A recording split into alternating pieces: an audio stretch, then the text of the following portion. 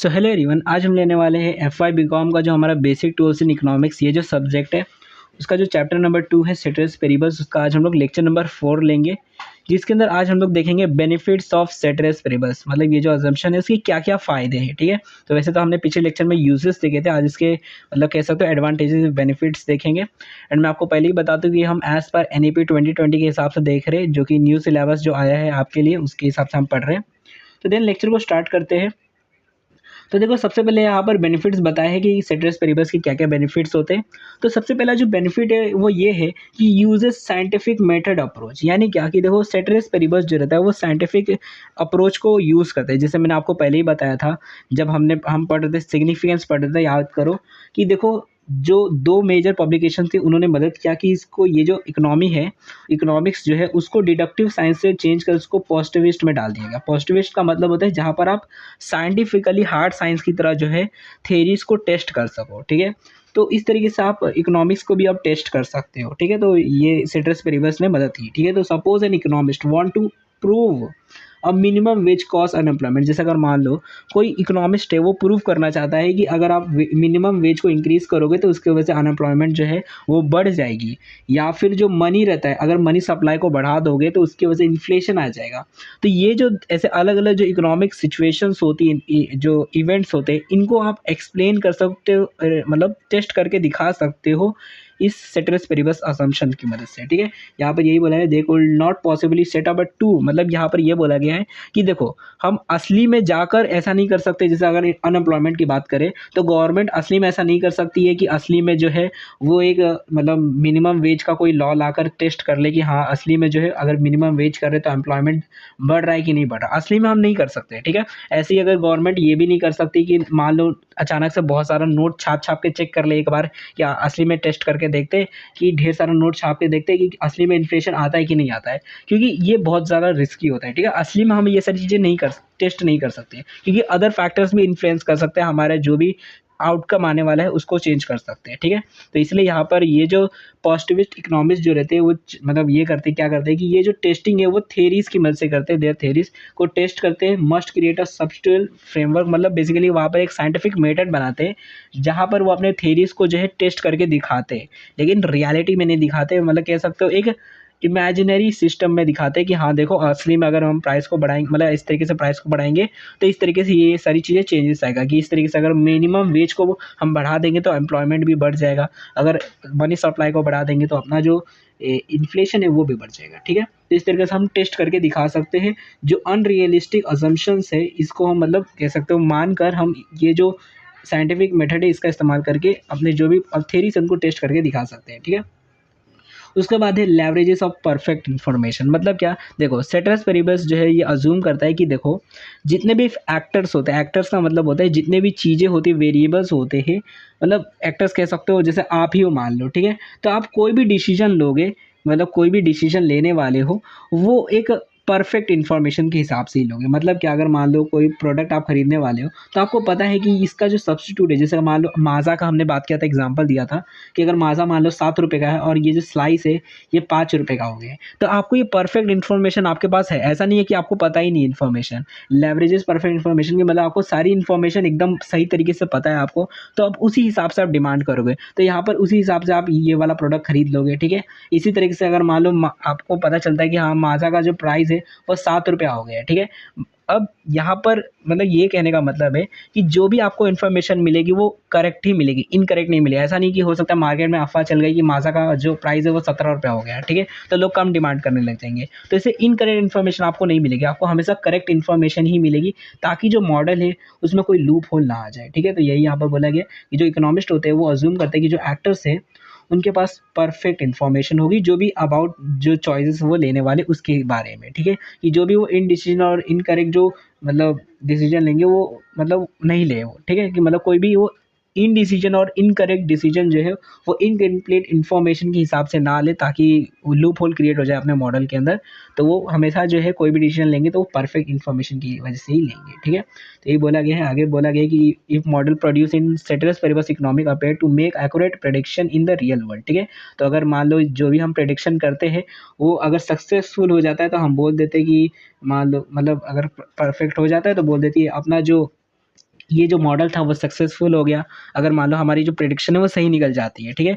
और अगर नहीं निकलती है सही, तो हम बोल देते हैं कि मॉडल को फिर से हमें बनाना पड़ेगा, ठीक है, क्योंकि इसमें कुछ गड़बड़ी हो गई होगी तभी गलत हो गया, ठीक है।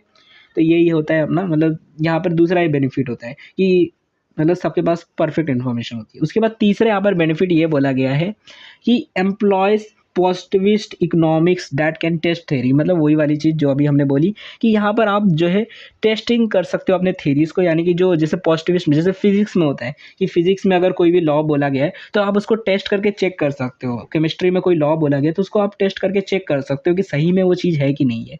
तो इसी तरीके से इकोनॉमिक को भी आप टेस्ट करके चेक कर सकते हो कि वो सही थेरी है या गलत थेरी है, ठीक है। तो उसको चेक करने के लिए मतलब ये अपना जो सेट्रस पेरिबस जो है ये मदद करता है, तो ये अपना फ़ायदा हो जाता है। Okay, this can make positive economic tricky थोड़ा बना देता है। Circumstance might exist that make one model look correct one day, ठीक है। कि हो सकता है मान लो ऐसा भी सिचुएशन आ सकती है कि एक मॉडल हमको लगे, मतलब एक जो हमने मॉडल बनाया इकोनॉमिक मॉडल, वो हमें लग सकता है कि आज जो है वो सही है, बट वही मॉडल एक साल बाद अगर आप देखोगे तो हो सकता है वो आपको गलत दिखे, ठीक है। तो ऐसा हो सकता है क्योंकि बेसिकली इकोनॉमिक एक सोशल साइंस है, एक हार्ड साइंस नहीं है।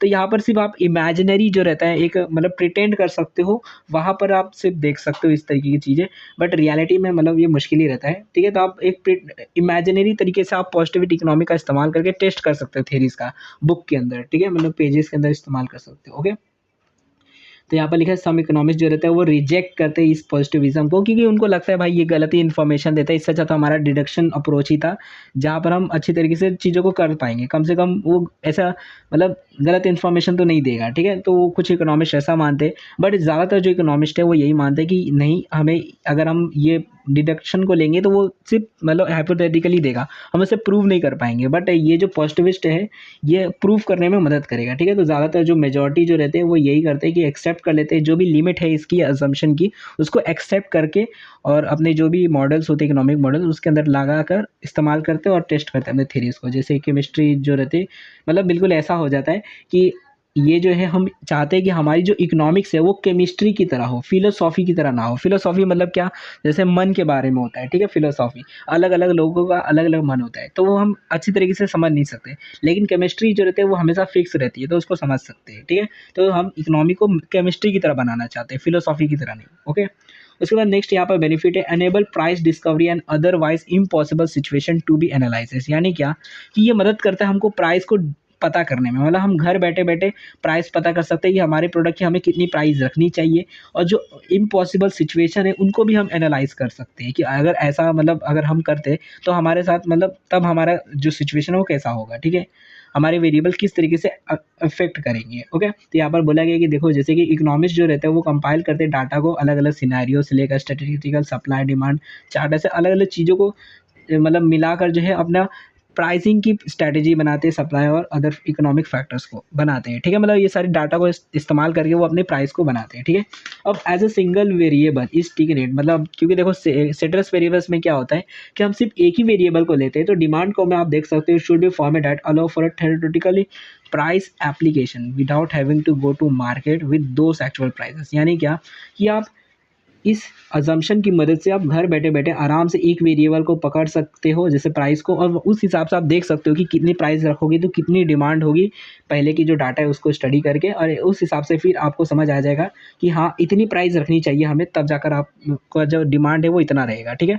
तो ये जो यूज़ है सेट्रस पेरिबस का, ये आपको मदद करता है प्राइस डिस्कवरी करने में और फॉर्मिंग डिमांड चार्ट को, मतलब डिमांड कितनी होनी चाहिए वो भी आपको पता चल जाती है इस असम्पशन की मदद से, ठीक है। तो ये भी बेनिफिट है। उसके बाद लास्ट बेनिफिट जो है वो है ओवरकम इम्पॉसिबल सिनारियो, जो असली में नहीं हो सकते सिनारियो, जो हम मतलब चाह कर भी नहीं कर सकते, वो इस सेट्रस पेरिबस अजम्पशन की मदद से हम कर पाते हैं। जैसे अगर आप चाहते हो इकोनॉमी को समझना, बट आप अदर थिंग को मतलब जो बाकी के जो अदर फैक्टर्स उनको कांस्टेंट नहीं रख सकते, बट ये जो थे अजम्पशन है ये इसको रख पाता है, तो इसकी वजह से आप एनालाइज अच्छे तरीके से कर पाते हो। तो without ceteris paribus many scenario that are analyse simply will not be able to happen, ठीक है। मतलब जैसे यहाँ पर बोला गया है कि consider the situation where only one variable along a supply chain and all other variable remain static and unchanged. This situation will not be able to occur in real life, ठीक है। ये जो situation है कि other thing remain constant वो असली में नहीं हो सकती। बट इस थ्योरी मतलब ये जो अजम्पशन है ये इसको मतलब आप थ्योरेटिकली जो है वो ला सकता है, एंड ऐसे टाइम पर आप अपने जो भी इकोनॉमिक जो सिचुएशन है उसको टेस्ट कर पाओगे, ठीक है। वही बोला है कि ये जो इम्पॉसिबल सिचुएशन है इसको ओवरकम किया जा सकता है इस असम्पशन की मदद से, ठीक है। तो therefore ceteris paribus allows economists and analysts to devise a scenario that would otherwise not be able to exist, ठीक है। कि मतलब वो जो है इम्पॉसिबल सिनेरियोस को भी इस्तेमाल कर पाएंगे जो कि असली में हो नहीं सकते, ठीक है, इस असम्पशन की मदद से। तो यहाँ पर ये इसके बेनिफिट्स हो जाते हैं। तो सबसे पहला तो यहाँ पर वापस से रिकैप कर लेते हैं एक बार कि सबसे पहला तो ये कि हम साइंटिफिक मेथड अप्रोच इस्तेमाल कर सकते हैं। दूसरा कि ये होता है कि जो जितने फैक्टर्स जितने भी मतलब चीज़ें होती है, वेरिएबल्स होते हैं, उनके पास परफेक्ट इन्फॉर्मेशन होती है, ठीक है। जितने भी एक्टर्स होते हैं उनके पास परफेक्ट इन्फॉर्मेशन, एक्टर मतलब वही फैक्टर हो गया, ओके।